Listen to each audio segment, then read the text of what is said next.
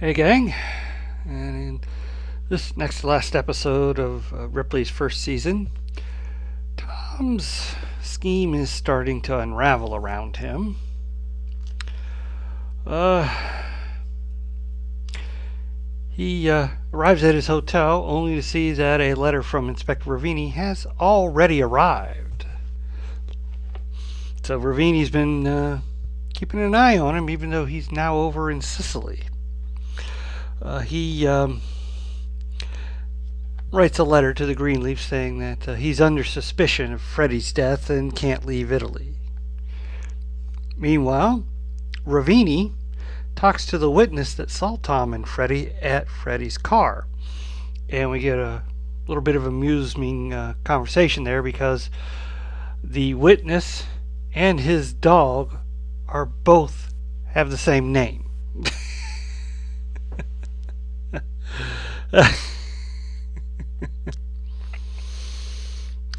Marge learns that the bank of Dickie's is trying to get a hold of him, and she notifies the guy that he's in Rome somewhere. Next, Ravini goes to talk to Marge, where they talk about Dickie, Freddy, and Tom. And we get another amusing bit of dialogue where Ravini keeps referring to Dickie as Richard, and Marge refers to him as Dickie. And he's like, "Who's Dickie?" "Well, that's Richard." "I'm not going to call him Dickie." But she informs him that she met with Tom, and Tom is staying at one of the cheaper hotels in the Italian neighborhood. I can't remember the name of it. It doesn't matter.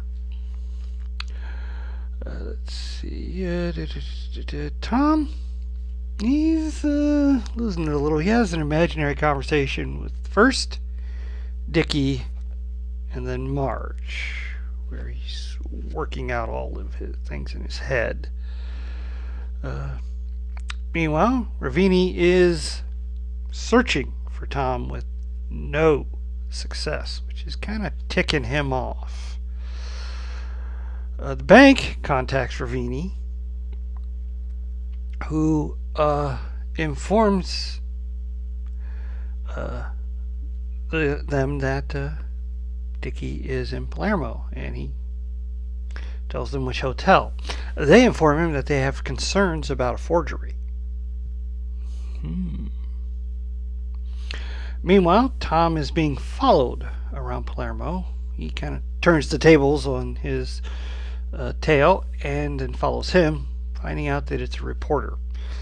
And getting back to his hotel, he finds reporters are all over the place because he's suspected of killing.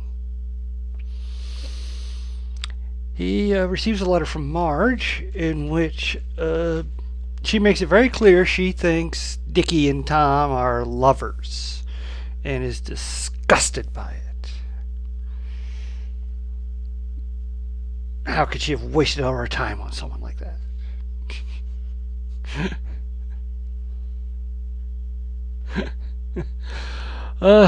Next, Ravini then has, instead of going to Marge, has Marge brought to him, where he tells her there is no Tom Ripley registered at any of the hotels in that area. What kind of game is she playing? "I'm not playing a game, that's what he told me." Well, she was thinking of going back to, I think it's Minnesota, but has been informed she can't leave Italy. Tom finally receives the letter from the bank, and seems they believe the checks that he wrote as Dickie are forgeries. What to do? He checks his passport, and his little glued down picture of himself is starting to come loose. So he's not sure if he can chance writing another letter right now, or another check. With the help of a desk clerk, he sneaks out of that hotel and takes a cheaper hotel somewhere else that's more out of the way. Let's see. Tom then writes a letter to New York saying there has been no fraud. He has received all the money that he usually gets from his trust fund, the payout, and that there's been no problem. Then he is visited by the Palermo police. Seems he's ordered back to Rome. Okay, well, he's got to check out, and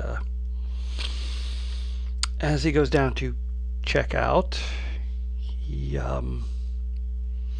acting a little distraught, and he asks about when the ships are to Tunis, which is in Africa. And then before he leaves, he tells the desk clerk that he's okay. There's nothing wrong. He's fine. Next, he goes to Naples and then returns home. Now, he had sent a letter. Also, I forgot about that. He sent a letter to his landlady with a large sum of money to pay the rest of the 6 months he was supposed to be there, because he can't remain there. He's moving on. Then he waits until she leaves. Then he sneaks back in, takes his passport, the Tom Ripley passport, and let's see, was that all he took? I thought he took two.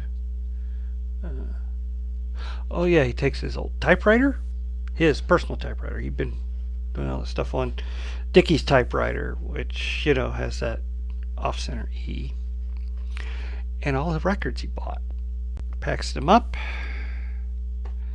and